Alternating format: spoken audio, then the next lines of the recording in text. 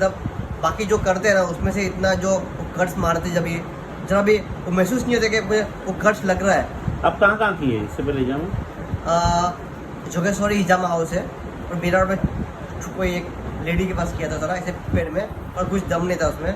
यहाँ पे जो करता हूँ ना तो ऐसा लगता है कि एकदम रिलैक्स हो गया हूँ यार, एकदम अच्छा हो गया हूँ।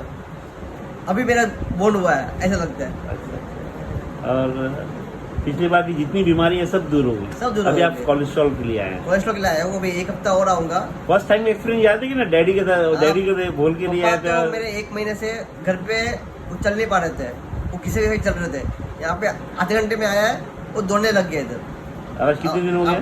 अभी तक कुछ हुआ नहीं, जो हो गया अच्छे हो गया। कितने दिन हो गए हमको? उनको बहुत टाइम हो गया, अब तो 1 साल के ऊपर हो गया उसको। अब तो कोई फिर से कुछ नहीं हुआ, रिवर्स नहीं आया। वर्ल्ड नंबर 1 कपिंग सेंटर है ये? सबसे बेस्ट है, यही करना चाहिए। बाद में दवाई करना चाहिए। स्टार्ट इससे करना चाहिए। चलो ठीक है, थैंक यू।